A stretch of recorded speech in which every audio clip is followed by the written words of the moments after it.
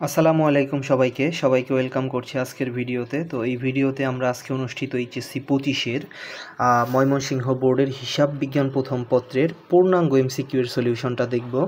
তো তোমরা জাস্ট একটু মিলিয়ে নাও কার কয়টা এমসিকিউ হয়েছে এবং কিছু এমসিকিউ মিস্টেক থাকতে পারে, সেগুলো তোমরা বইয়ের রেফারেন্সেও ঠিক করে নিতে পারো। তো আমার হাতে যে প্রশ্নটা এটা হচ্ছে খ সেট।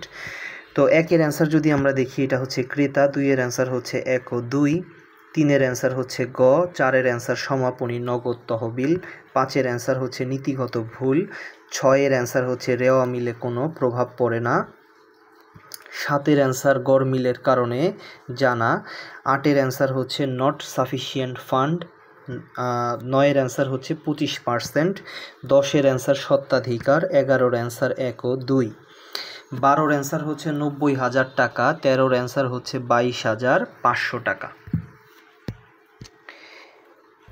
এরপরে 14 থেকে যদি আমরা দেখি, 14-র অ্যান্সার হচ্ছে সরল রৈখিক, 15-র অ্যান্সার হচ্ছে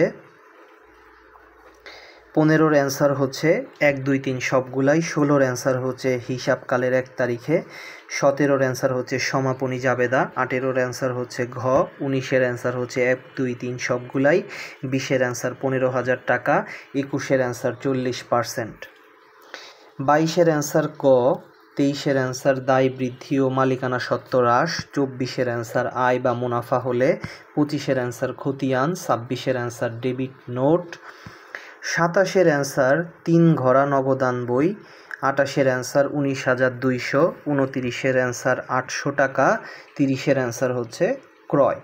তো এই ছিল ময়মনসিংহ বোর্ডের হিসাব বিজ্ঞান প্রথম পত্রের এমসিকিউ এর সমাধান। তোমাদের পরীক্ষা ওভারঅল কেমন হয়েছে এবং কার কতগুলো এমসিকিউ হয়েছে তোমরা অবশ্যই কমেন্টে জানাতে পারো। তো সবাই ভালো থাকো, সুস্থ থাকো। আসসালামু আলাইকুম।